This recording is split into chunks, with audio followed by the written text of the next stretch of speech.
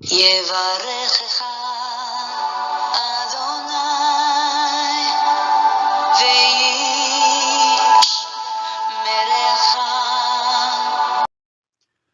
וישמרך. 바레크카 아도나이 베이시메레카. 사랑하는 성도 여러분, 오늘 하루도 전지전능하신 임마누엘의 하나님께서 여러분에게 복을 주시고 여러분을 안전하게 지켜주시기를 축복합니다. 아멘. 할렐루야. 오늘도 우리 코에 호흡을 불어넣어 주셔서 피조물로서의 사명을 감당하며 하나님 영광에 하여 살아갈 수 있게 해주신 창조주 하나님 여호와를 송축합니다. 죄와 허물로 죽었던 우리를 구원해 주신 구원자 생명의 이름 예수 그리스도, 그 존귀하신 이름을 찬양합니다. 오늘도 우리 안에서 열심으로 일하시며 아름다운 예수 그리스도의 그 성품을 우리 속에 새기시고 우리 하나님의 형상으로 우리를 더욱더 다듬어 가실 성령 하나님의 그 끊임없는 역사하심을 찬양합니다. 1189 성경 장별 강해 214번째 시간입니다. 오늘은 사사기 3장 말씀을 함께 공부하도록 하겠습니다. 오늘 제목의 말씀은 온니엘과 예훗 그리고 삼갈이라는 제목입니다. 첫 번째 사사 이 온니엘과 그리고 두 번째 사사 예훗 그리고 세 번째 사사 삼갈입니다. 이제 우리가 1장에서 이 1장과 2장에서 이스라엘의 두 가지 실패에 대해서 살펴보았었죠. 이스라엘의 두 가지 실패. 첫 번째 실패는 가나안 땅 정복을 실패했다 그랬어요. 가나안 정복 실패. 두 번째는 이스라엘의 타락한 사회상 신앙생활을 실패했다 그랬어요. 그래서 오직 하나님만 섬겨야 하는데 그들이 가나안 땅을 정복하는 이 일에 실패했기에 이것으로 인하여서 남겨둔 이 가나안 칠족속들의 그 타락된 삶의 영향으로 이스라엘 백성들도 그 영향을 받아서 그들의 신앙이 흐려지고 그들이 섬기는 우상을 섬기는 그런 어떤 악을 행하였다라고 했습니다. 자, 이 일로 인하여 하나님이 진노하시고 오늘부터 본격적으로 하나님께서 누구를 통하여 그들을 징계하셨고 또 누구를 통하여 그들을 구원해 내시는 일을 하셨는가라고 하는 것을 이제 본격적으로 살펴보게 될 것입니다. 그래서 오늘은 이 초반부에 이 1장, 2장에서 이어졌던 이스라엘 백성들의 그런 어떤 타락된 모습들을 약간 보인 후에 서론에서요. 그리고 이제 본격적으로 첫 번째 사사인 온니엘, 두 번째 사사인 예훗, 그리고 세 번째 사사인 삼갈에 대한 이야기로 오늘 사사기 3장이 이어지게 됩니다. 오늘 이 말씀을 통하여 우리가 하나님을 더욱더 깊이 알아가고 또 하나님께서 우리에게 주시는 교훈은 무엇인지 깊이 깨달아 알아서 더 한층 예수 그리스도의 그 장성한 분량으로 나아가는 저와 여러분의 그런 삶이 되어지기를 주님의 이름으로 축복합니다. 아멘. 자, 말씀드린 바와 같이 지금 1장, 2장, 3장 앞부분까지요. 1장부터 3장 초반부까지는 이스라엘의 실패에 대한 이야기가 쭉 나옵니다. 그래서 1장에서는 가나안 정복에 실패한 이스라엘의 모습을 또 묘사했었고요. 그 다음에 2장 1절부터 오늘 3장 앞부분 6절까지는 신앙을 지키는데 실패한 이스라엘의 모습이 나타납니다. 그리고 이제 7절부터 오늘 3장 7절부터 16장 31절까지 쭉 이어지는 사사들의 활약상, 또 이스라엘 백성들이 또 어떻게 반응했는지, 어떤 죄악을 범했는지 이런 이야기들이 쭉 이어집니다. 그래서 오늘은 이스라엘이 신앙을 실패한 부분, 앞부분을 다루고 그 다음에 사사들 이야기, 온니엘, 예훗, 삼갈의 이야기가 쭉 이어지게 되고요.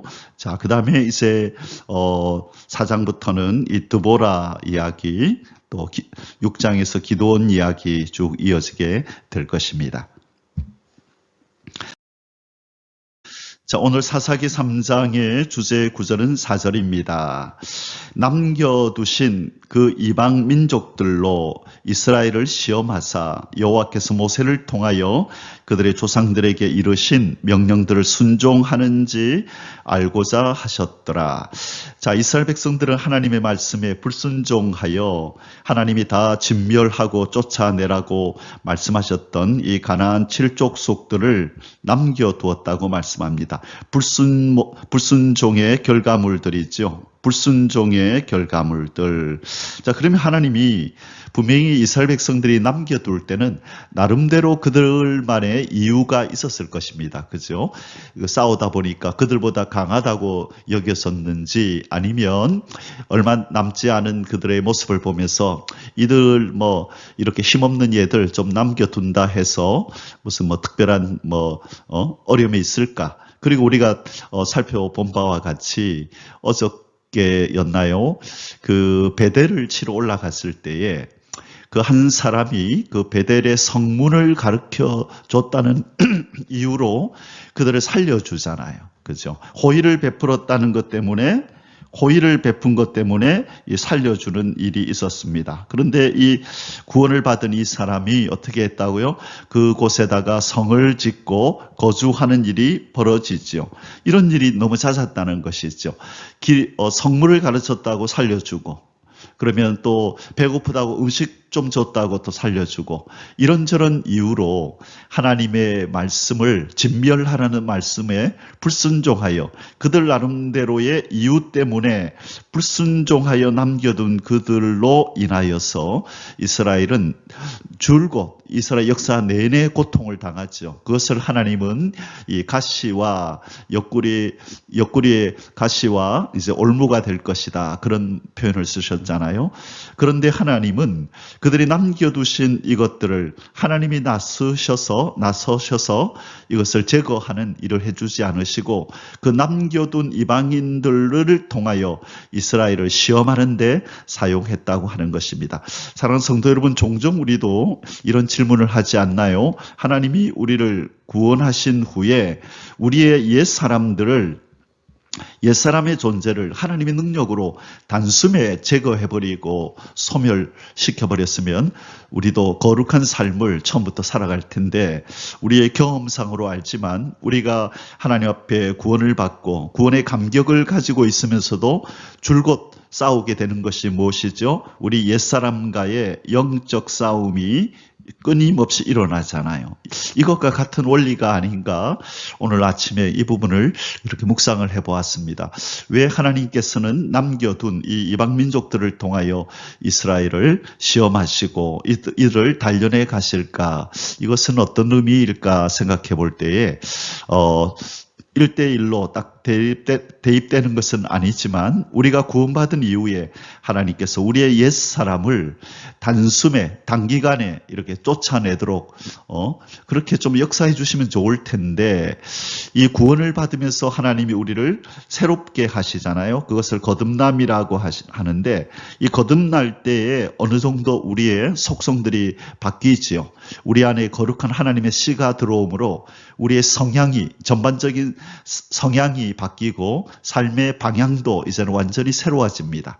이전에는 이 마귀의 자녀로서 어둠을 향하여, 사망에 속한 것들을 향하여, 죄를 향하여 달려가던 우리들의 삶의 방향이 이제는 천성을 향하고 하나님의 거룩한 성품을 향하고 말씀을 향하여 온전히 180도 방향을 바꾸고 걸어가는 모습으로 바뀌어집니다. 그러나 여전히 우리 속에는 이전에 가졌던 옛사람의 흔적들이 너무나 많이 이렇게 산재되어 있고, 그것을 없애는 이 성화의 과정이 너무나 길게 이어지는 것을 우리는 보게 됐지요. 하나님이 한 번에 좀 없애주면 좋을 텐데, 그래서 로마서 7장에서 사도 바울은 오라 나는 공고한 사람이로다. 이 사망의 몸에서 누가 나를 건져내랴. 내가 아무리 선을 행하고자 하여도 내 속에 찾아오는 이 죄된 모습, 악한 이 모습들은 어떻게 해야 하나 하면서 통탄할 시로다 하면서 사도 바울조차도 그렇게 고통하는 모습을 우리는 보지 않습니까? 마찬가지로 하나님께서는 우리 속에 여전히 남아있는 이 옛사람의 이 모습들을 통하여 우리를 단련하시고 더욱더 거룩을 향하여 달려가도록 하나님께서는 사용하고 계신 것입니다.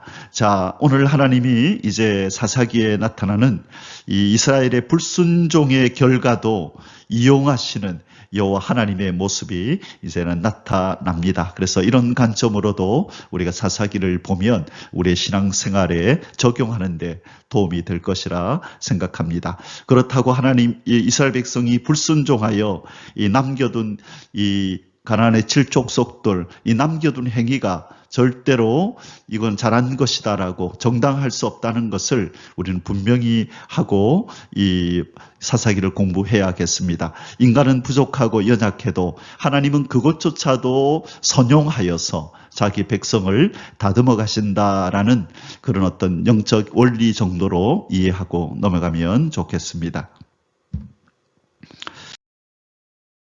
오늘 사사기 3장의 소주제들은 세 가지입니다. 첫째로 1절부터 6절까지는 여호와께서 가나안 여러 족속들을 남기신 이유와 그렇죠. 이스라엘 백성들이 실패하였지만 하나님이 강건적으로 쫓아내시지 않고 남겨두신 이유가 있다는 것이죠. 그 명단 및 누구를 남겨두었는지 이스라엘 백성이 누구를 쫓아내지 못했는지 그 명단이 나오고 가나안 족속에 동화된 이스라엘의 타락상 그 남겨둔 이스라엘 7족속에 의해서 이스라엘 백성들의 삶이 그 모습이 동화되었습니다. 그래서 그 타락된 모습들을 보이는데요. 그 모습이 무엇인지를 오늘 앞부분에서 잠시 기록하고 있습니다. 자, 두 번째로 7절에서 11절까지는 메소포타미아 왕의 압제로부터 이스라엘을 구한 초대 사사 온니엘. 자, 온니엘은 초대 사사입니다.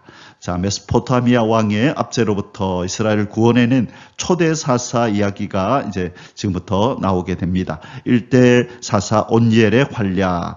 그리고 뒷부분 12절부터 31절까지는 자, 모압 왕의 압제에서 이스라엘을 구한 예후가 블레셋인 600명을 죽인 삼갈의 활약. 자, 첫 번째는 메소포타미아 왕으로부터 이스라엘 구한 초대사사 온니엘. 자, 온니엘과 예후가 삼갈의 활약을 이제 오늘 우리가 이제 보게 될 텐데요. 이전에 제가 그 성경 공부를 하면서 우리 성도들에게 어떻게 하면 이 사사들을 잘 외우게 할까라고 하면서 연상법으로 만든 파워포인트가 있는데요. 우리 기회가 되면 제가 이것도 나중에 삽입을 해서 한번 같이 공부하는 시간을 가질 텐데 이 처음에 나오는 세 사사를 어떻게 공부를 했었냐면 이렇게 옷을 이렇게 그려놓고 자 여기에다가 3자를 이렇게 그려놓았습니다. 그래서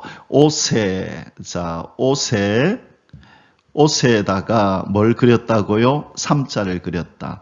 그래서 옷에 삼득이 이제 그렇게 해서 옷에 삼득이 하면서 쭉 내려갔는데 자 일단 첫 번째 사사 옷에 뭐를 그렸다고요? 삼을 그려 놓았습니다. 그래서 옷에 삼을 그렸다. 그래서 첫 번째 사사는 온니엘, 옷에 두 번째 사사는 예훗, 그 다음에 삼자가 있으니까 세 번째 사사는 삼득이. 자, 나중에 삼자 들어가는 사사가 또 나오죠. 삼손이라고. 삼손은 저 뒤에 뒷부분에 가서 나올 거니까요.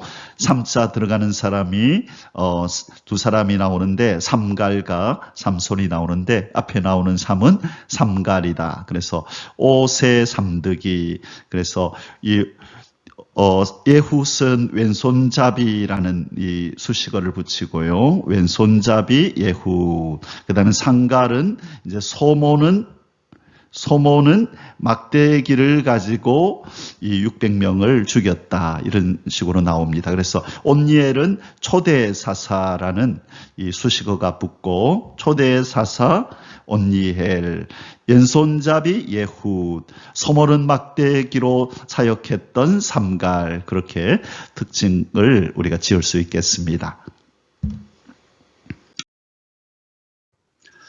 자, 이제 본론으로 들어가겠습니다. 첫 번째 소주제입니다.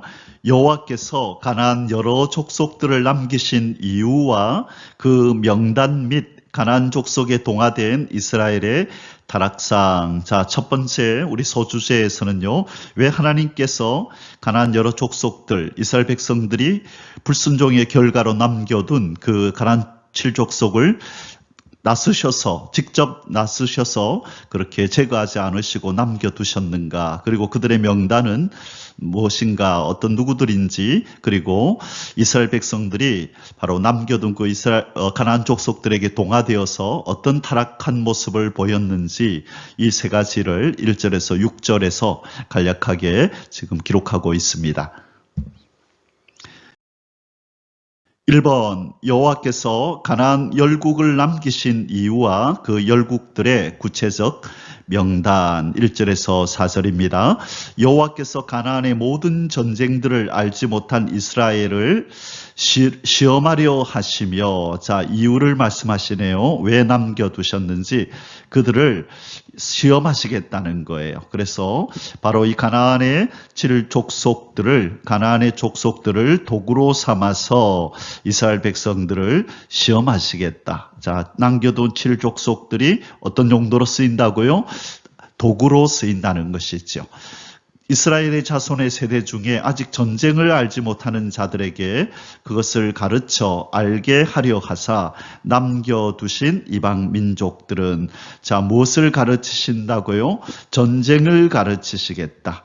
자, 전쟁을 알지 못하는 자들에게, 이 적들을 경험해보지 못했죠.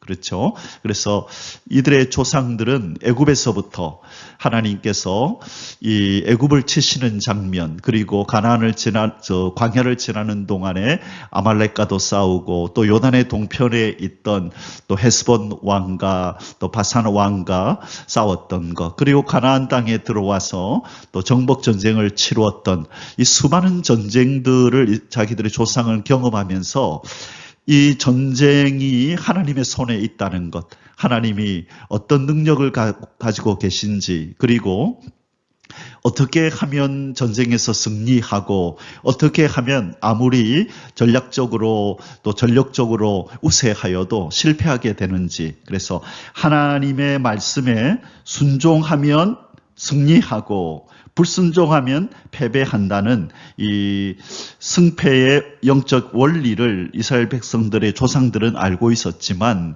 이 후손들은 그것을 알지 못했다는 것이죠. 그래서 바로 이 귀한 영적인 원리, 언제 승리하고 언제 패하게 되는지에 대한 이 귀한 영적인 원리를 모르는 이들이 남겨둔 바로 이 칠족속들과의 전쟁을 통하여 이들을 통하여 침략하게 만들어서 바로 이 귀한 원리를 알려주겠다는 것입니다. 그래서 이스라엘 백성은 불순종하여 남겨두었지만 하나님은 이들을 이용해서 오히려 이스라엘 백성들에게 아주 귀중한 영적인 지금 진리들을 가르쳐 주시고자 하신 것입니다. 이것이 바로 이들을 남겨둔 이유라고 말씀합니다. 자, 이제 누구를 남겨두었는지 보겠습니다. 블레셋의 5 군주들과 모든 가나안 족속과 시돈 족속과 바할 헤스본 산에서부터 하맛 입구까지 네바논 산에 거주하는 히 족속이라. 남겨두신 이 이방 민족들로 이스라엘을 시험하사 여호와께서 모세를 통하여 그들의 조상에게 이르신 명령들을 순종하는지 알고자 하셨더라. 명령들을 순종하는지 안 하는지. 그래서 명령에 순종하면 승리를 가져다 주고 평화를 가져다 주고, 불순종하면 패배와 고난과 또 환란을 이들에게 가져다 주는 거죠. 그래서 이 전쟁의 승패가 어디 있는지, 그리고 삶 속에 참 평강과 고난의 차이, 언제 평강이 찾아오고 언제 환란과 고통이 찾아오는지를, 이 귀한 영적 진리들을 이들에게 가르치기를 원하여서 이들을 남겨두셨고, 그 남겨둔 자들의 명단은 이러하였다라고 오늘 성경에서 기록하고 있습니다.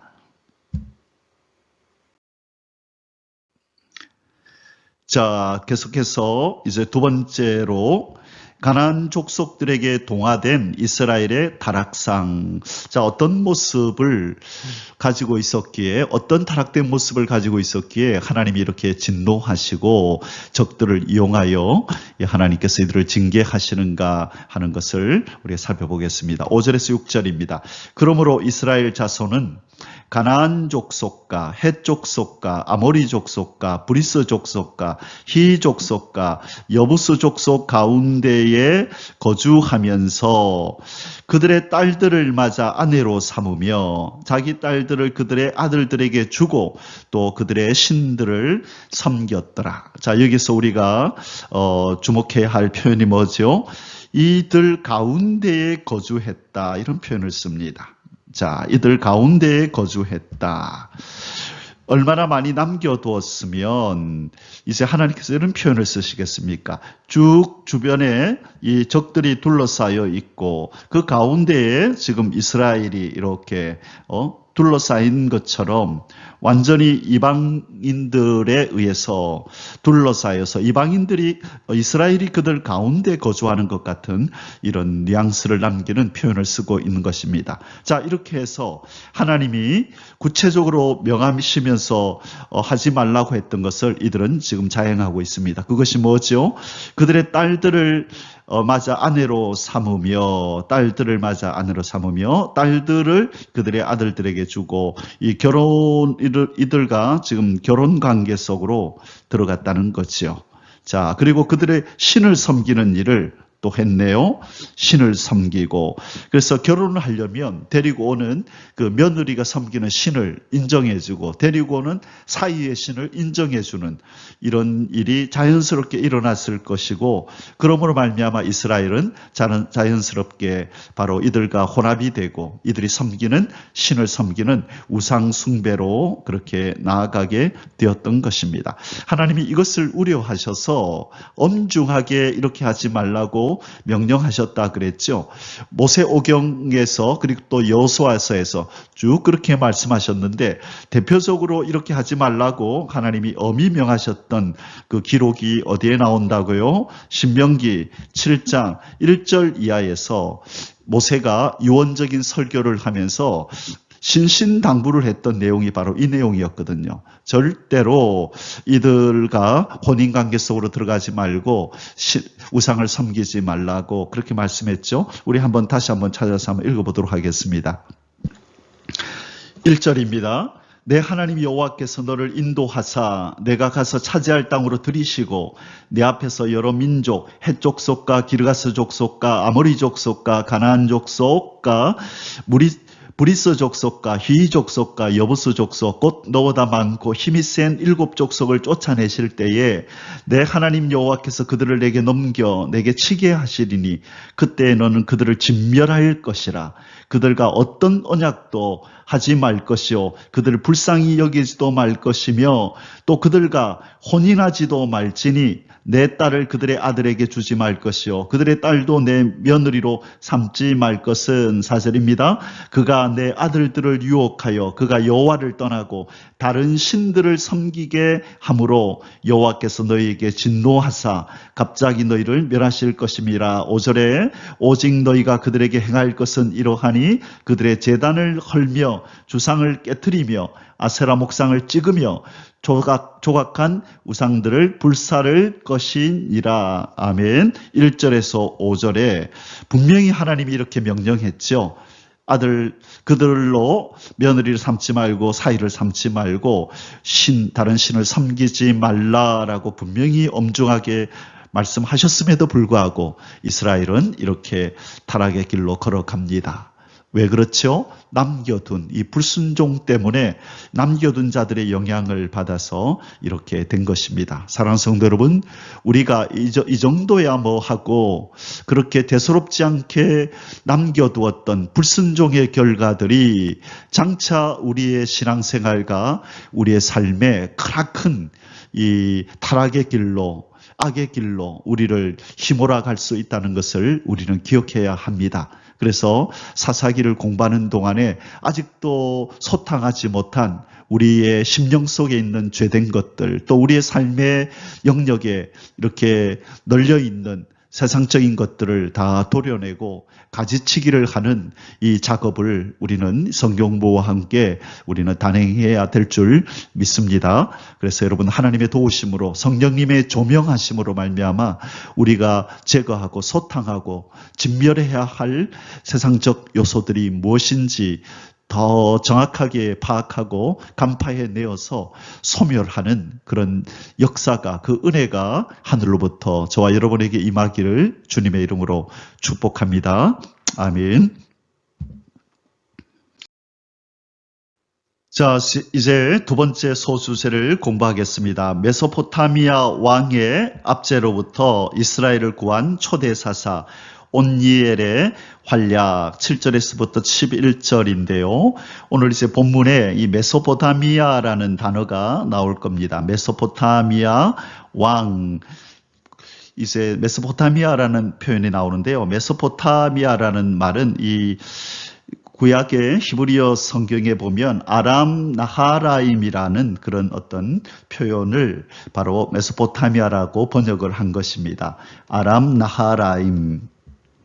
아람 나하라임, 이것은 뜻이 무슨 뜻이냐면요, 두 강 사이의 땅이다 이 뜻입니다. 두 강 사이의 땅, 어떤 강과 어떤 강이냐면요, 바로 요 티그리스 강과 바로 유프라테스 강, 요 사이의 땅이다, 이런 의미로 이 메소포타미아, 이 아람 나하람이라고 하는 아람 나하라임이라고 하는 이 지명을 사용합니다. 그래서 티그리스 강과 유프라테스 강 사이의 땅.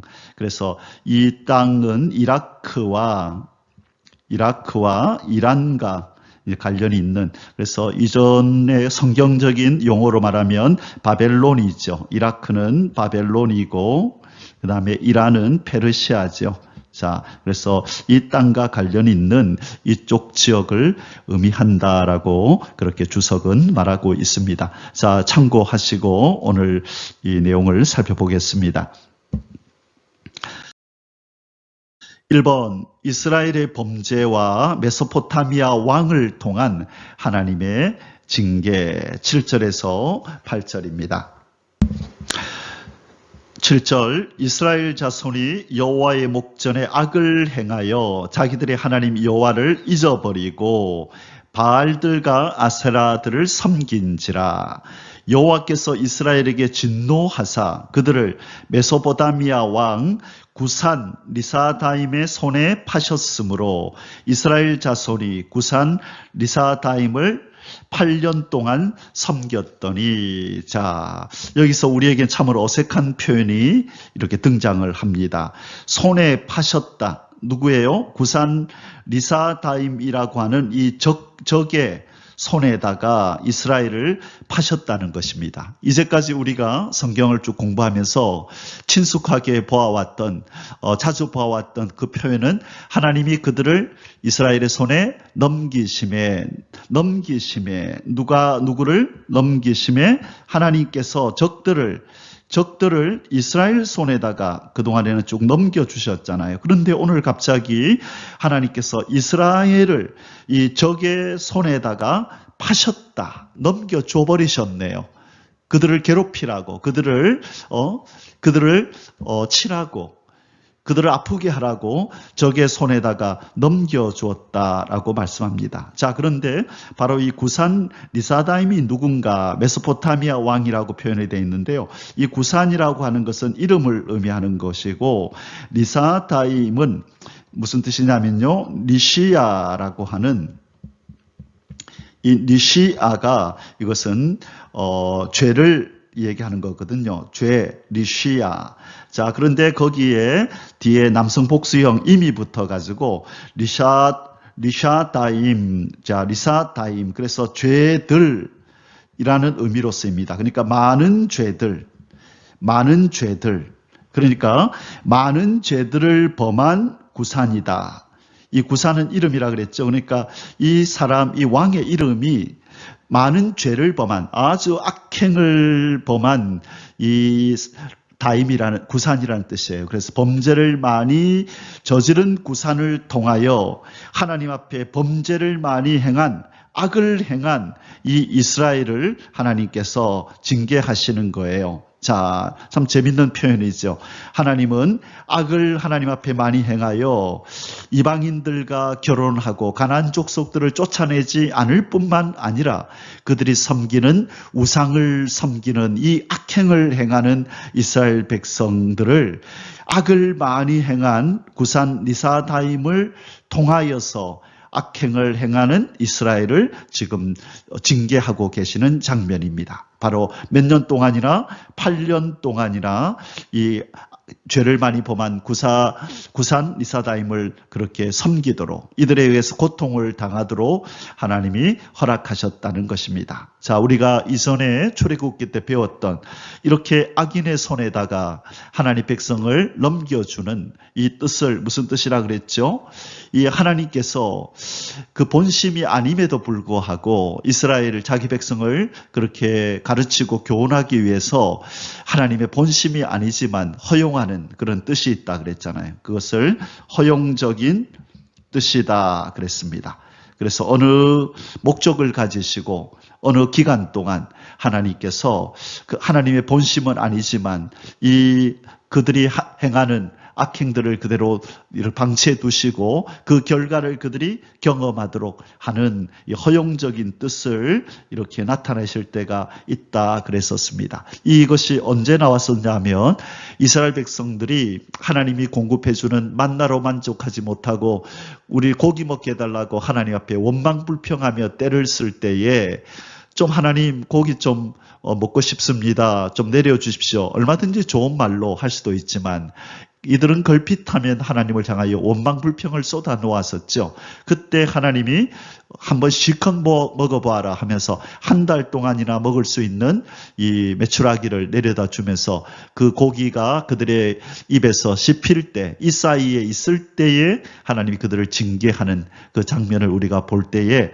이 허용적인 뜻이라고 하는 내용을 공부를 했었습니다. 하나님께서 그들이 억지로 구하는 것 주시지만 그것에 대하여 하나님이 징계하시는, 자, 그래서 이스라엘 백성이 하나님 앞에 악을 행하여 불순종하여 이스라엘 백성 가나안 7족속을 쫓아내지도 않고 더 나아가서 그들과 혼인하고 더 나아가서 그들이 섬기는 우상을 섬기는 이 죄악을 가만히 내버려 두시는 것 같았지만 그 결과로 그들에게 징계하시는 이 장면이 지금 나타나는 것입니다. 자, 우리의 삶 속에서도 혹시 이러한 것이 있지는 않는지, 우리 삶 속에 역경과 환난과 어려움이 찾아올 때 제일 먼저 혹시 이것이 우리의 죄의 결과로 오는 것은 아닌가라고 돌아보는 그 자세는 참으로 경건한 생활을 위해서 꼭 필요한 일이라 생각이 듭니다. 그래서 우리 자신을 먼저 돌아보고 이 환난이 왜 왔을까? 그래서 혹시 우리의 죄로 말미암아 온 것은 아닌지 돌아보고 또 그 다음에 이제 이것이 하나님의 훈련으로 올 수도 있다라고 또 생각하라 그랬죠. 그러나 가장 먼저는 이것이 우리가 범한 이 악행, 이 죄의 결과로 오는 것이 아닌가라고 우리의 삶을 잘 점검해 보는 이런 모습을 견제하면서 우리가 신앙생활을 해야 될 줄 믿습니다. 이번 이스라엘 자손들의 구원 호소와 초대 사사 온니엘의 활약, 자, 8년 동안 이들에게 가해진 구산 리사다임의 이 악행, 이 징계로 말미암아 하나님의 손에 쓰임 받은 이 구산 리사다임, 악을 많이 행한, 죄를 많이 행한 자의 이 악행으로 말미암아 그들이 고통을 당하고 드디어 그때서 비로소 그들의 구원자이신 하나님을 생각합니다. 그리고 회개합니다. 9절에서 10절 이스라엘 자손이 여호와께 부르짖음에 여호와께서 이스라엘 자손을 위하여 한 구원자를 세워 그들을 구원하게 하시니 그는 곧 갈렙의 아우 그나스의 아들 온니엘이라. 자, 갈렙의 이름이 등장했네요. 갈렙의 동생 그나스의 아들이 바로 온니엘이라고 합니다. 자, 그 갈렙은 어느 지파 사람이었죠? 유다 지파 사람이었죠. 그래서 첫 번째 사사가 바로 유다 지파에서 이렇게 나왔네요. 자, 그래서 이 등장하는 이 온니엘이라고 하는 이 이스라엘 이 사사는 장차 나타나게 될 이 사사들의 아주 그 모든 사사의 모범이 되는 바로 그런 사사, 첫 번째 사사입니다. 이스라엘 백성들에게, 회개하는 이스라엘 백성들에게 하나님께서 이들에게 참 평화와 안식을 되찾아주는 자로, 구원자로서의 온니엘이 등장을 하는데, 이제 온니엘을 이어서 계속해서 5세 3, 그죠? 온니엘과 에훗과 삼갈 쭉 이어지는 사사들의 이 행적이 이제 계속 이어져 나올 것입니다. 여호와의 영이 그에게 임하셨으므로 그가 이스라엘의 사사가 되어 나가서 싸울 때에 여호와께서 메소포타미아 왕 구산 리사다임을 그의 손에 넘겨주심에 온니엘의 손이 구산 리사다임을 이기니라. 자, 하나님이 이 온니엘이 어떤 인물인지는 자세히 기록이 되어 있지 않지만 그가 이 죄를 많이 행한 구산 리사다임을 이길 수 있었던, 승리할 수 있었던 비결이 무엇이라고요? 하나님의 영이 온니엘에게 임하여 하나님의 전쟁을 온니엘이 지금 치르는 것입니다. 우리 인생은 단지 하나님의 역사의 도구로 쓰임 받는 거죠. 구산 리사다임은 이스라엘 백성을 징계하는 도구로 쓰였고 온니엘은 하나님의 구원의 도구로 쓰인 것입니다. 여기서 우리가 알 수 있는 것은 하나님은 자기 백성뿐만 아니라 이 이방인들조차도 하나님의 구원의 역사, 하나님의 이 땅을 통치하시는 하나님의 그 섭리를 이루어가는 일에 하나님은 사용하신다. 그래서 하나님은 온 우주 삼라만상의 통치자이시다. 자기 백성뿐만 아니라 또 마귀의 자식들조차도 하나님은 뜻을 이루기 위하여 사용하시는 역사의 통치자시다라는 것을 오늘 이 본문을 통해서 우리는 깨닫게 됩니다. 자, 온니엘, 오트니엘, 이것의 히브리어 뜻은 바로 하나님이 나의 힘이시다. 하나님이 바로 나의 힘이시다라는 이름을 가진 이 온니엘을 통하여서 구산 리사다임을 이겼습니다. 구산 리사다임. 자, 구산 리사다임의 뜻은 뭐라고요? 많은 죄를 범한 자. 많은 죄를 범한 자를 하나님은 나의 힘이시다라는 이름을 가진 온니엘이 그렇게 이긴 바로 내용이 오늘 본문입니다. 3번, 그 땅이 태평한 지 40년에 이스라엘의 초대 사사 온니엘이 죽음. 자, 몇 년 동안 평안했다고요? 40년 동안에 11절입니다. 그 땅이 평안한 지 40년에 그나스의 아들 온니엘이 죽었더라. 자, 몇 년 동안 고통을 당했었죠. 8년 고통을 당하였는데, 자, 온니엘이 등장하여 40년 동안의 평화가 찾아왔습니다. 이 첫 번째 사사를 통하여 하나님이 우리에게 주시는 교훈이 무엇이죠? 예수 그리스도가 바로 우리의 사사다라는 것을 보여줍니다. 이 사사기는 바로 무슨 얘기를 하려고요? 이 사사들의 영웅담을 기록해놓고 그들을 본받으라, 그들처럼 살라는 이야기를 하는 것이 아니라 바로 누가 사사다는 얘기를 하는 거예요? 예수 그리스도가 우리들의 사사다. 그래서 우리가 죄를 범하여서 이 구산 리사다임 같은 이 악을 행한 악의 근본인 마귀에 의해서 고통의 세월을 보내고 있는 데에 우리의 사사인 온니엘이 바로 나타나서 예수 그리스도가 나타나서 기름 부음을 받고 받고 이 땅에 오셔서 주의 영의 거룩한 성령의 역사로 구원의 역사를 베풀어서 우리에게 샬롬을 가져다 주었다. 영원한 샬롬을 가져다 주었다. 그 이야기를 하는 것입니다. 우리 앞절에서 이 온니엘이 구산 리사다임을 이길 수 있었던 이유가 뭐라고요? 하나님의 영이 그에게 임하였다라고 표현을 했죠.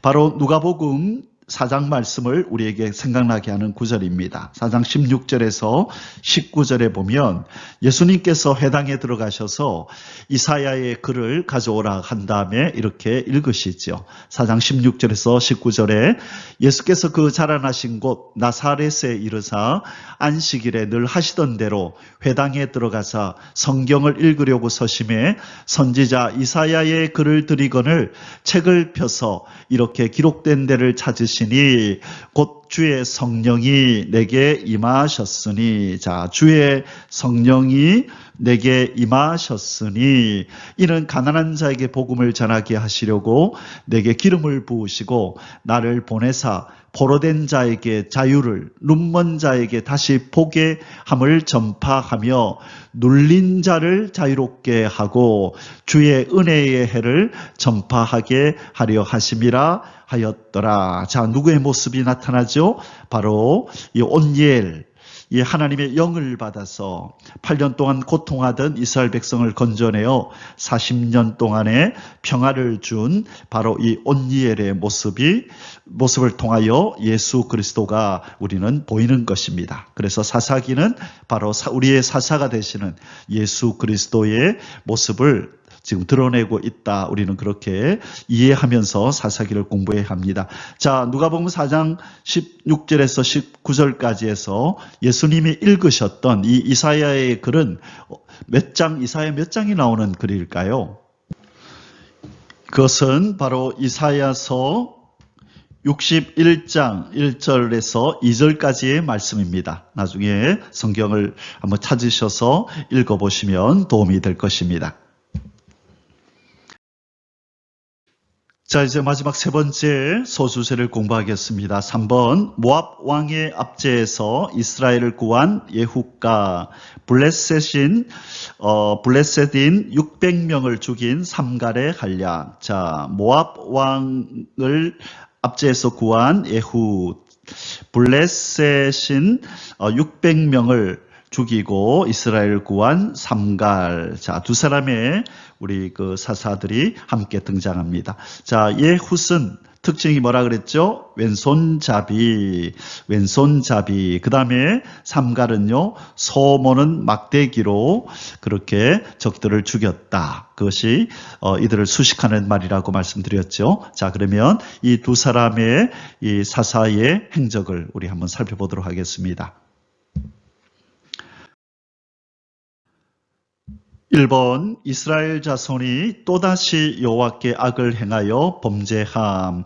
12절 앞부분입니다. 이스라엘 자손이 또 여호와의 목전에 악을 행하니라. 자, 이들의 첫 번째 사사였던 누가 죽자마자요, 바로 이 온니엘이 죽자마자 이들은 다시 또 하나님 앞에 악을 행하며 타락의 길로 접어듭니다. 너무도 하나님의 은혜를 쉽게 잊어버리는 이 모렴치한 이스라엘의 이 모습, 타락된 이 모습을 지금 보이고 있는 것입니다. 생활이 어렵고 환경이 고통스러울 때만 위에 계신 하나님을 찾아 호소하고 또 평안해지면 또 다시 옛 사람의 모습을 그대로 보이는 바로 우리의 모습과 너무나 비슷한 모습을 이스라엘은 지금 보이고 있는 것입니다. 사정이 호전되고 살만할 때는 예외 없이 언제든지 하나님을 향하여 또 하나님을 등을 돌리고 자신들의 마음에 원하는 바를 향하여 나아가는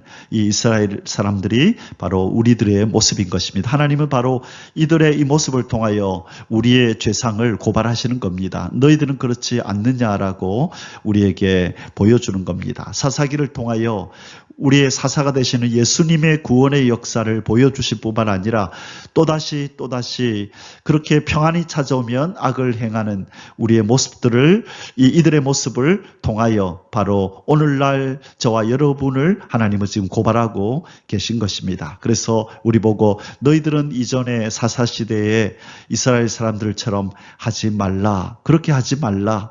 너희들이 어려울 때뿐만 아니라 평안이 임하고 샬롬이 임하더라도 항상 감사하면서 내 앞에 거하라. 내 말씀 안에 거하라라고 우리에게 그렇게 호소하고 있는 줄 믿습니다. 아멘. 이번 여호와께서 모압 족속을 통해 이스라엘을 징계하심. 자, 첫 번째는 그 메소포타미아 왕 구산 리사다임을 통하여 징계하셨는데 이번에는 모압 왕을 통하여 모압 족속을 통해서 그렇게 징계하셨다. 자, 메소포타미아는 저기 위에 그죠? 이라크와 이란 저쪽 위에 동네에 그 동네를 거기를 가리킨다고 말씀드렸는데요. 이 모압은 어디에 있나요? 바로 모압은 여기 있습니다. 여기가 모압인데요. 이 요단강의 동편에 있는 바로 모압 지역. 그래서 이 요단강을 건너면 암몬이고 그 다음에 그 밑이 요압이고 그 밑이 에돔이죠. 그래서 모압 요단강 건너편 동편에 모압에 있는 자손들이 이렇게 찾아왔다는 것이죠. 자, 모압은 그 누구지요? 기억나십니까? 모압이 누군지? 암몬과 모압은 누구의 후손들이죠? 바로 롯의 딸들을 통하여 생겨난 족속이 암몬 족속, 모압 족속이었잖아요. 그렇죠? 출애굽할 때에 하나님께서는 모세에게 바로 이스라엘의 친척벌이 되는 이 모압과 암몬과 싸우지 말고 이렇게 지나쳐 가라고 말씀했던 거 기억나죠? 그때 은혜를 베풀었던 것 이들은 망각하고 이제 그들이 오히려 이 이스라엘을 그렇게 공격하고 이들을 괴롭히는 모습을 보게 됩니다. 참고하시면 좋겠습니다. 자, 12절 뒷부분부터 14절입니다.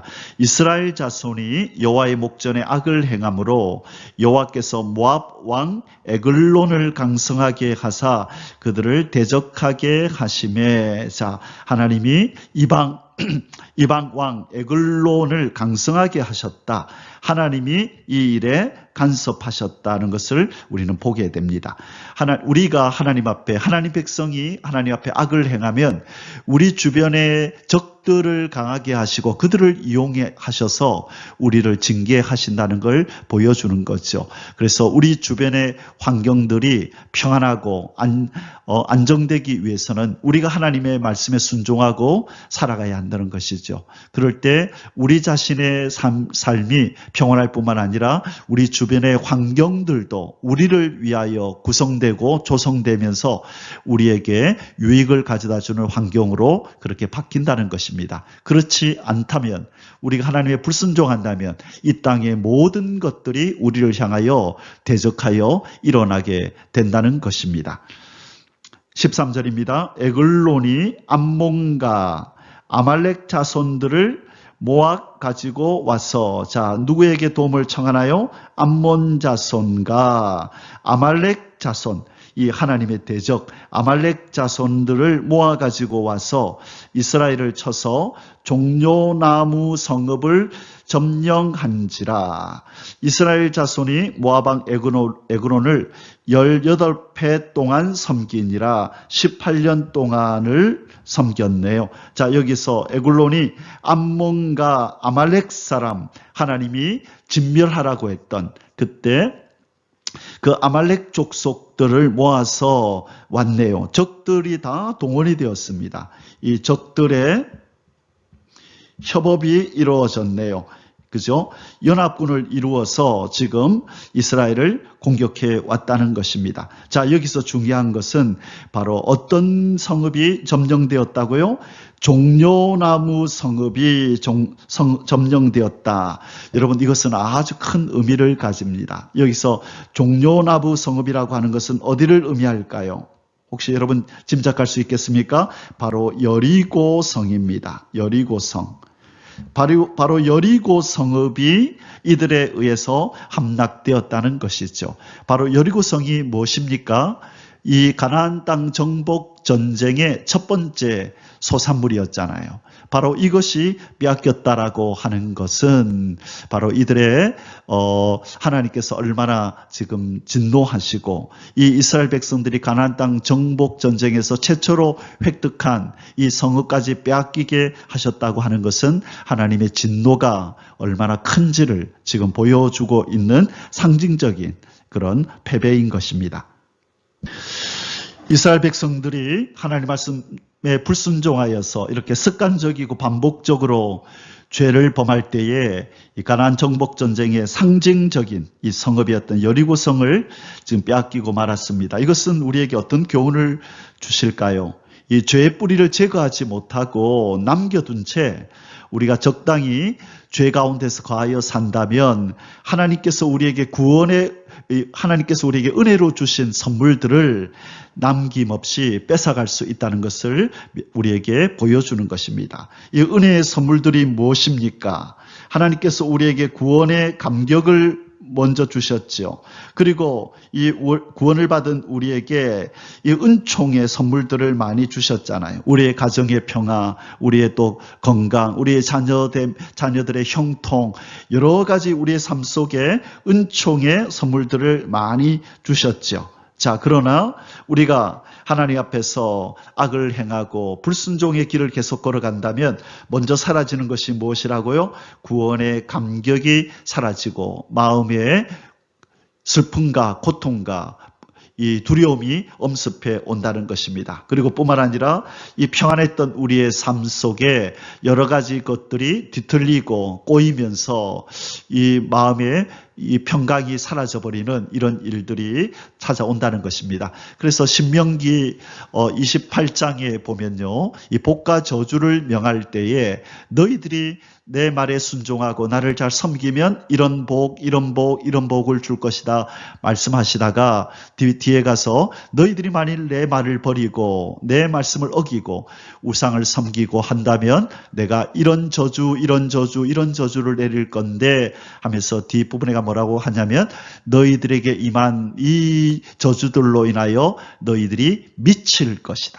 이런 표현을 쓰십니다. 어떻게 된다고요? 너희들이 미칠 것이다. 그래서 우리 사람들이 하는 말이 있잖아요. 일들이 꼬이고 첩첩산중으로 이 안 좋은 일들이 계속 이렇게 쌓여 있고 앞을 가로막을 때 미치겠다 이런 표현을 쓰죠. 바로 하나님께서 쓰신 표현이 이것입니다.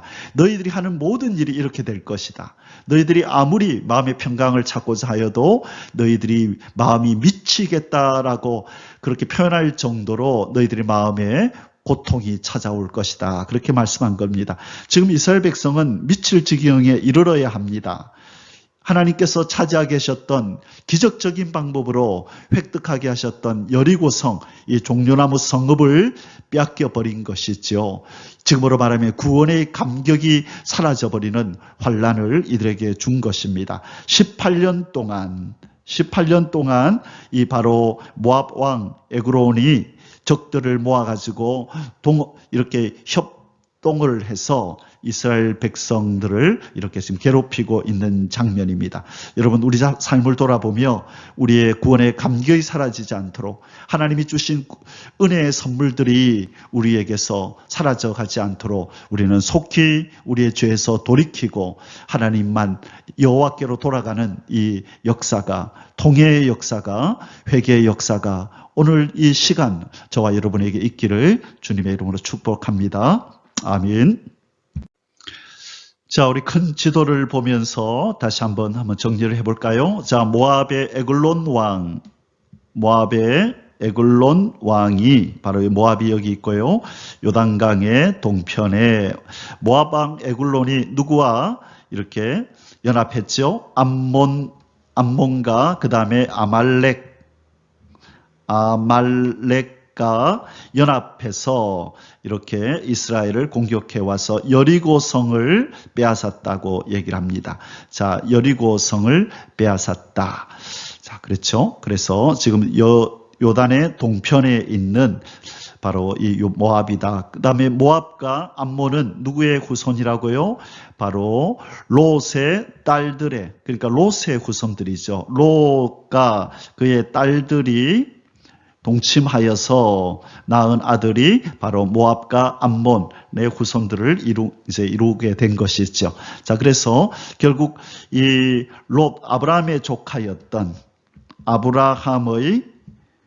조카였던 이 롯의 후손들이 바로 이 아브라함의 후손들인 이 이스라엘을 공격해 왔다. 그렇게 이 전쟁을 정리하면 좋겠습니다. 자, 몇 년 동안 이들을 괴롭혔다고요? 18년 동안 괴롭혔습니다. 자, 그러면 이제 누가 또 무슨 일이 벌어질까요? 당연히 이제 18년 동안이나 고통을 당하니 이들이 회개하는 일이 벌어질 것이고, 하나님은 또 사사를 보내어서 이들을 구원하는 일을 행하시겠죠. 자, 계속 이어지는 장면을 보도록 하겠습니다. 3번, 모압의 압제로 고통당한 이스라엘 자손이 여호와께 부르짖음. 자, 우리의 예상이 빗나가지 않습니다. 이스라엘은 이 일을 계속해서 반복합니다. 15절 앞부분입니다. 이스라엘 자손이 여호와께 부르짖음에, 이제 그 다음에는 하나님이 또 사사를 보내시는 장면이 나오겠죠. 4번, 여호와께서 이스라엘을 구원할 사사로 베냐민 지파 게라의 아들 왼손잡이의 훗을 세우심. 자, 베냐민 지파는 이스라엘 지파 중에서 가장 연약한 지파로 그렇게 알려집니다. 자, 가장 연약한 지파, 베냐민 지파. 베냐민 지파에서 누가 나중에 나오게 되죠? 이 사울 왕이 1대 왕이었던 사울 왕이 베냐민 지파에서 나와서 이 베냐민 지파의 영웅은 사울 왕이 됐죠. 그래서 여기에서 이 사도 바울이 바로 베냐민 지파에서 나오는데, 그래서 사도 바울의 이름이 그 히브리식 이름이 뭐죠? 사울이죠. 사울. 그래서 베냐민 지파의 이 민족적인 영웅은 이 사울 왕인데요. 그래서 그 아들들이 나면 사울이라는 이름을 많이 붙여줬습니다. 그래서 이 바울도 이 히브리식 이름이 사도 바울의 이름이 사울. 그래서 사울아 사울아 네가 왜 나를 핍박하느냐, 그 장면 기억나시죠? 참고로 바로 베냐민 지파 사람이다. 그리고 가장 약한 지파다. 그래서 바울은 가장 약하다는 뜻이에요. 그래서 바울은 이 가장 약한 지파 베냐민에서 나왔다. 참고로 우리가 기억하면 좋겠습니다. 자, 그러면은 이제 왼손잡이 에웃, 왜 왼손잡이라는 표현을 썼는지 우리 그 내용을 한번 살펴보겠습니다. 왜 에웃을 왼손잡이라는 표현을 썼을까? 이 왼손잡이라는 이 말이 의미하는 것이 뭘까라는 것을 한번 살펴볼게요. 자, 여호와께서 그들을 위하여 한 구원자를 세우셨으니 그는 곧 베냐민 사람 게라의 아들 왼손잡이 에웃이라. 자, 여기서 왼손잡이라고 하는 것은 그의 오른손이 다친 사람, 이런 뜻입니다. 자, 이 왼손잡이라는 말의 원래 원어의 뜻은 그의 오른손이 다친 사람. 다쳤다는 말은 제한된, 아마 오른손에 무슨 이제 문제가 있었던 것 같습니다. 그래서 제한을 받는다라고 하는 것은 바로 이 오른손을 움직일 수 없는 뭔가 장애가 있는 사람 아닌가, 기능면에 있어서 부족하다. 그래서 오른손에 제한이 있다.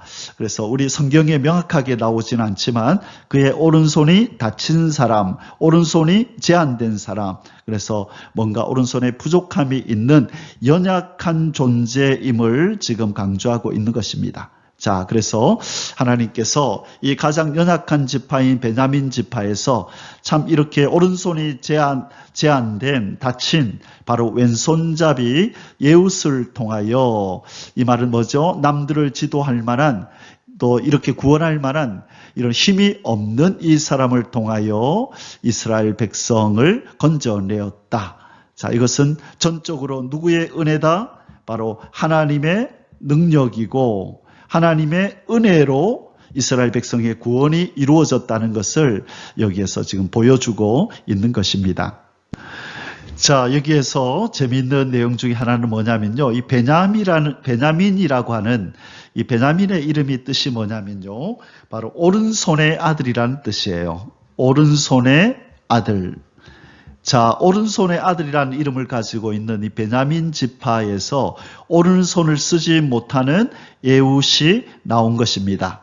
그래서 이 에훗이 오른손을 쓰지 못한다고 하는 것을 이 연약함을 지금 강조하기 위해서 이렇게 하나님께서는 이렇게 기록한 것 같습니다. 자, 이 오른손을 쓰지 못하는 뭔가 지체 부자유자 같은 약간 약점이 있는 이 사람, 그래서 나중에 이 에글론에게 공물을 바치러 가는 척 하면서 이 왼손으로, 그죠? 왼손으로 칼을 찔러서 이 왕을 살해하는 장면이 나오는데요.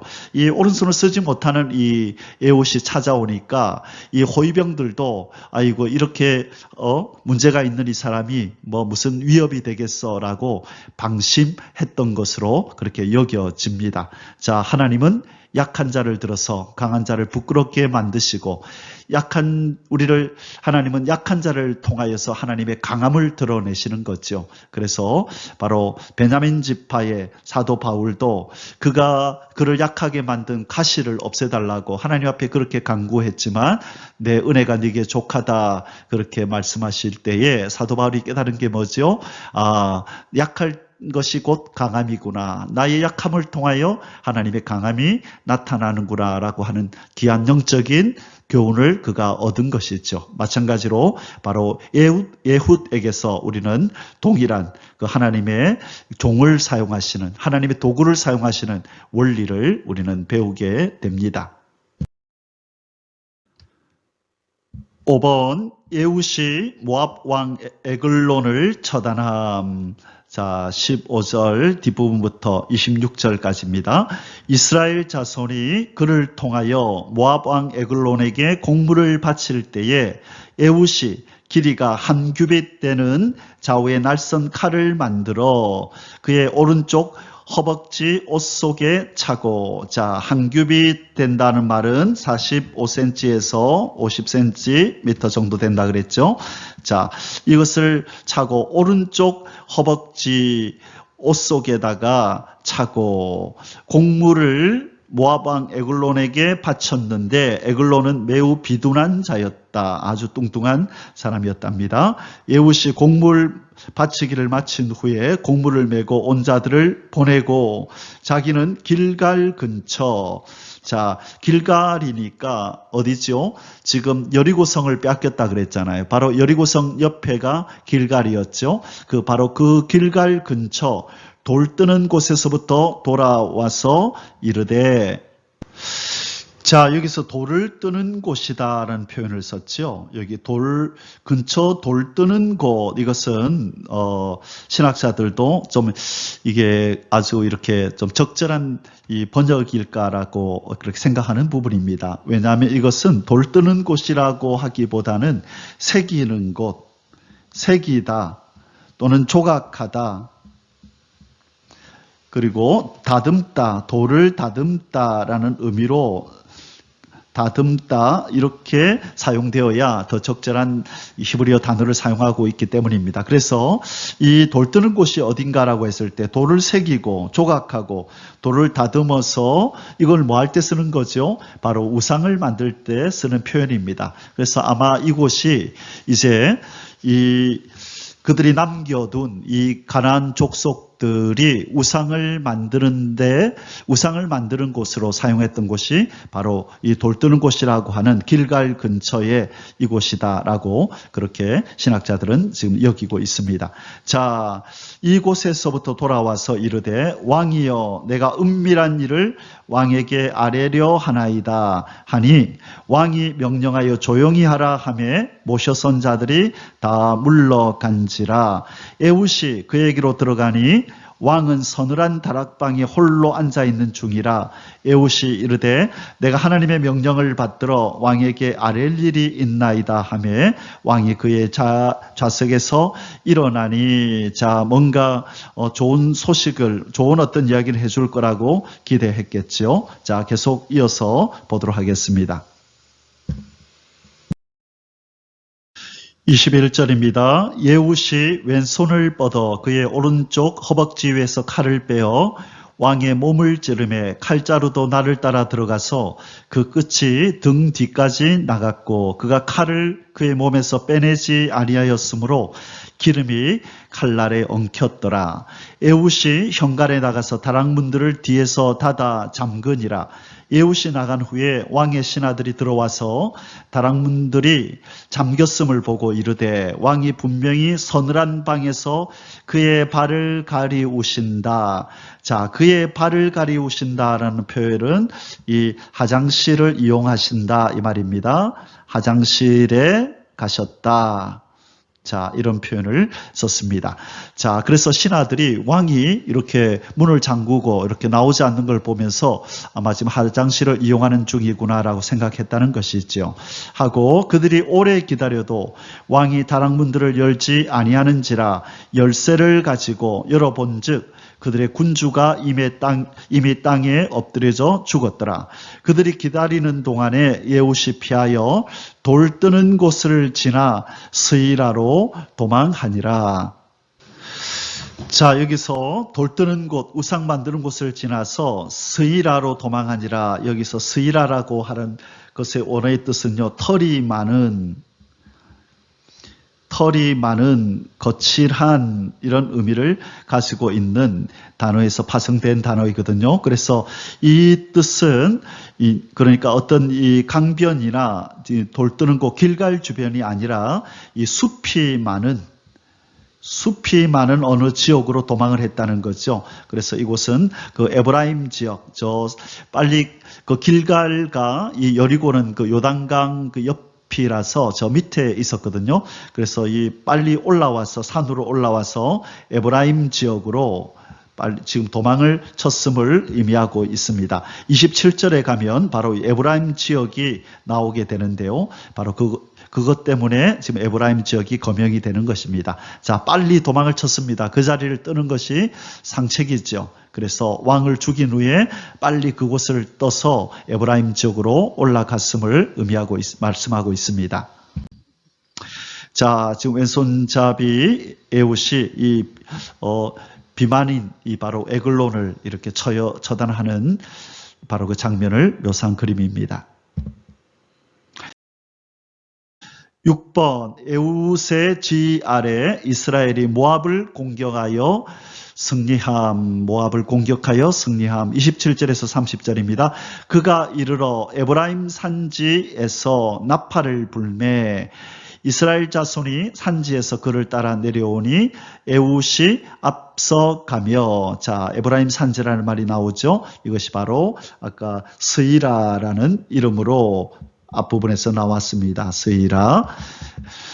자, 그들에게 이르되 나를 따르라. 여호와께서 너희의 원수들인 모압을 너희의 손에 넘겨주셨느니라 하매 무리가 에훗을 따라 내려가 모압 맞은편 요단강 나루를 장악하여 한 사람도 건너지 못하게 하였고, 자, 지금 요단강에 있는데 지금 그 여리고에 이 모압 왕이 여리고까지 와가지고 여리고를 지금 차지하고, 바로 여리고 옆이 길갈이죠. 길갈에 뭐가 있었다고요? 돌 뜨는 곳, 우상을 만드는 곳이 여기 있었는데, 지금 여리고까지 와 있던 이 모압의 군인들이 다시 모압 땅으로 가려면은 어떻게 해야 되죠? 요단강을 건너가야 되잖아요. 그래서 지금 이 에훗과 이스라엘 백성들이 이 요단강의 나루터를 딱 지키고 있는 것입니다. 그래서 모압 사람들이 자기 있던 곳으로 도망가려면 이 요단강을 건너가야 되기 때문에 여기에 딱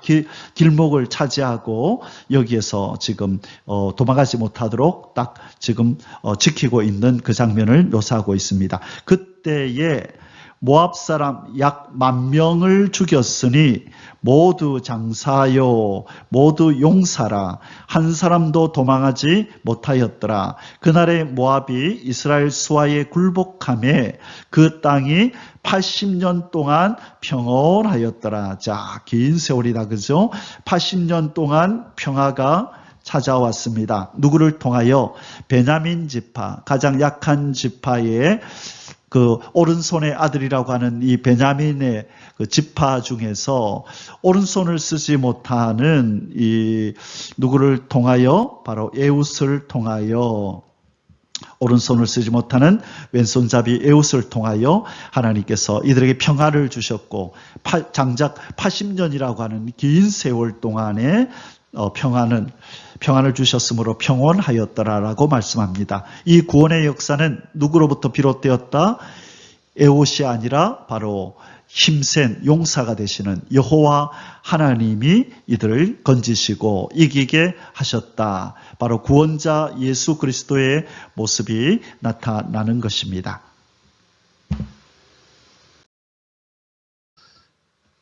자, 7번.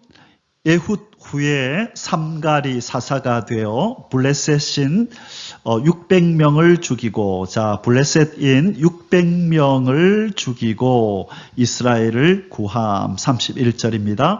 에훗 후에는 아나세 아들 삼갈이 있어 소 모는 막대기로 블레셋 사람 600명을 죽였고 그도 이스라엘을 구원하였더라. 자, 한 절로 이 소모는 사사 이 삼갈에 대한 이야기를 묘사하고 있습니다. 짧게 한 절로 나왔지만 바로 이도 사사라고 하는 것을 분명히 말씀하고 있습니다. 자, 블레셋 사람, 지금까지도 이스라엘의 적으로 그렇게 지금 싸우고 있는 이 블레셋 사람, 지금의 팔레스타인이죠. 팔레스타인. 이것이 블레셋이고 영어의 표현이 팔레스타인이죠. 자, 600명을 죽였는데 이때 분명히 이 1절 안에는 다 묘사되지 않았지만 이 블레셋 사람들이 이스라엘을 괴롭혔고 이들을 무찌르고 하나님이 구원하기 위해서 소 모는 막대기로 블레셋 사람을 600명을 죽였다라고 묘사하고 있습니다. 자, 여기서 우리가 주목해야 하는 것이 바로 소 모는 막대기가 왜 갑자기 등장을 했을까? 소 모는 막대기, 칼도 아니고 창도 아니고 왜 소 모는 막대기를 가지고 이 600명을 죽이고 이스라엘을 구원했다라고 표현했을까? 우리 이 내용을 잠시 한번 살펴보도록 하겠습니다. 자, 먼저 블레셋이 어느 쪽인지 한번 지도로 잠시 한번 보고요. 바로 이 지중해 해변가에 있는 이 블레셋 족속. 이 블레셋 하면 바로 이 골리앗이 생각나죠. 골리앗. 바로 이 블레셋 지역의 사람이 바로 골리앗이었거든요. 그래서 남겨둔 이 블레셋 사람으로 인해서 이스라엘이 두고두고 고통을 당하는 것을 우리는 보게 됩니다. 바로 이 블레셋이 이스라엘을 괴롭히니 바로 삼갈이 600명의 블레셋 사람을 소모는 막대기로 그렇게 무찌르고 이스라엘 백성에게 구원을 가져다 주었다라고 표현하고 있습니다. 자, 그러면 우리 이 소모는 막대기로 이스라엘을 구원한 삼갈에 대한 이야기를 잠시 한번 나눠보겠습니다. 자, 삼갈에 대한 이야기의 특징이 뭐냐면 이 31절, 지금 단 한 절만 지금 이 삼갈에 대한 얘기가 나오죠. 31절 단 한 절에 대해서 사사의 삼갈에 대한 묘사가 나오고요. 그리고 특징이 뭐냐면 사사라는 말이 그 어느 곳에도 붙어 있지 않습니다. 사사라는 표현을 쓰지 않고 있고요. 그 다음에 하나님이 세우셨다는 말도 없습니다. 하나님이 세우셨다라는 말도 없고, 그 다음에 또 무슨 말이 없나요? 하나님의 영이 임했다는 말도 없습니다. 하나님의 영이 임했다라는 말도 없지만, 그러나 중요한 것은 뭐냐면 그도 이스라엘을 구원하였다. 구원하였다라는 표현을 썼죠. 자, 여기서 우리는 알게 되는 것이 뭐냐면 하나님은 이런 능력 있고 힘 있고 명망이 있는 사람을 사용하기도 하지만 하나님은 이 무명의 사람들을 통해서도 하나님의 뜻을 이루어 가신다. 아무리 약하고 보잘것없고 신분도 능력도 가진 것도 그 어떤 것도 없다 할지라도 하나님은 하나님의 구원의 역사를 위해서 하나님은 사람을 사용하신다는 것을 우리는 깨닫게 됩니다. 자, 여기서 우리가 좀 더 주목할 것은 이 소모는 막대기를 가지고 이 이름 없는 이 보잘것없이 보이는 바로 이 삼갈이 이스라엘을 구원했다 그랬는데 이 소모는 막대기 말마드 이 말마드라고 하는 이 소모는 막대기에 대한 이 어떤 비밀이 있습니다. 이 내용을 잠시 한번 살펴보겠습니다. 여러분 이 말마드라고 하는 것은 이 막대기를 가리키는 이 말마드는 바로 이 긴 그 목축할 때 쓰는 긴 막대기를 의미합니다. 쇠 끝을 끝에다 쇠를 달아서 이렇게 소를 몰기 위해 사용되는 바로 이 막대기가 말마드인데 이것은 라마드라고 하는 이 단어에서 파생이 된 것입니다. 이것은 바로 배우다, 가르치다라는 뜻을 가지고 있습니다. 그래서 이스라엘에서 소를 몰거나 양을 치는 것은 무엇을 의미하죠? 가르친다, 양육한다라는 것을 의미하는 것입니다. 그래서 지금 이 삼갈이 소를 모는 바로 이 막대기를 가지고 이스라엘을 구원했다는 말은 무슨 뜻이냐 하면 바로 이렇게 기록하고 있습니다. 하나님을 이스라엘의 목자로 말씀하시는 것은 바로 하나님이 이 막대기를 가지고 적을 쳐서 이스라엘을 건지시는 목자다라고 하는 것을 지금 보여주고 있다는 거예요. 자, 삼갈은 누구죠? 목자죠. 소모는 막대기를 사용하는 목자. 그래서 목자 되시는 하나님께서 적들을 무찌르시고 이스라엘을 구원하시고 보호하신다는 메시지가 여기에 들어있다는 거예요. 자, 하나님을 이스라엘의 목자로 말씀하시는 것은 양을 치는 목양과 매우 밀접한 관련이 있다. 목자가 자기 양을 위해 목숨을 바치고 좋은 꼴을 먹이기 위해 푸른 초장으로 인도하듯이 하나님은 당신의 백성들을 생명의 푸른 초장으로 인도하시는 분이시다. 어디에 이 말씀이 나오죠? 시편 23편. 여호와는 나의 목자시니 바로 여기에 나오죠. 자, 하나님과 이스라엘 간의 친밀한 관계는 양을 치는 목양의 토대 위에 형성되었다. 소를 모는 것도 양을 치는 것과 동일한 맥락이다. 주인이 소를 모는 것은 소에게 꼴을 먹이고 양육하는 것뿐만 아니라 밭을 갈거나 일을 시키는 훈련을 가리킨다. 따라서 이 두 가지는 하나님께서 이스라엘 백성들을 양육하시고 훈련시키는 것을 의미한다. 자, 여기에서 중요한 것은 바로 누가 이스라엘 백성을 지키시고 보호하고 구원하신다. 목자 되시는 하나님께서 이스라엘 백성들을 구원하고 또 교육하시고 가르치고 있다는 것을 말해주는 것이 소를 모는 막대기를 들고 이스라엘을 이 블레셋에게서 구원해낸 삼갈의 이야기이다. 목자 되시는 예수 그리스도를 지금 말씀하고 있다. 우리가 이 삼갈은 이렇게 정리하면 좋겠습니다. 자, 이제 우리 사사기 3장의 결론을 내릴 시간입니다. 이 성숙한 영성은 지속적인 말씀 순종의 결과로 도달하는 성소다. 자, 성숙한 영성이라고 하는 이곳은 바로 지속적인 말씀 순종으로만 도달할 수 있는 것이라는 거예요. 자, 이스라엘 백성들이 하나님의 선민이라는 신분을 가지고 있습니다.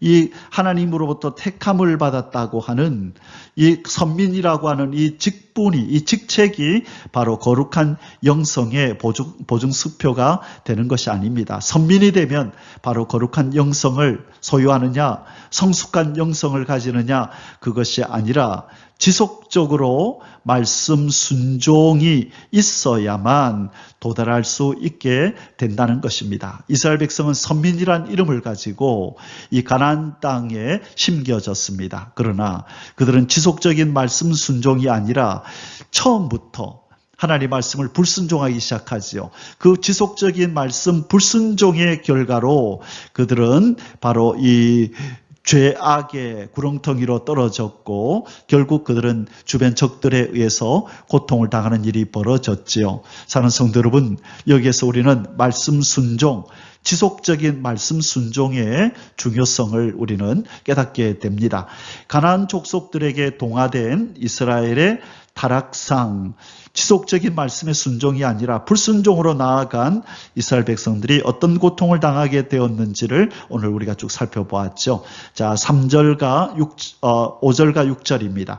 그러므로 이스라엘 자손은 가나안 족속과 헷 족속과 아모리 족속과 브리스 족속과 히 족속과 여부스 족속 가운데에 거하면서 그들의 딸들을 맞아 아내로 삼으며 자기 딸들을 그들의 아들들에게 주고 또 그들의 신들을 섬겼더라. 사랑하는 성도 여러분, 우리 주변에 이 죄들에 둘러싸여서 살아가면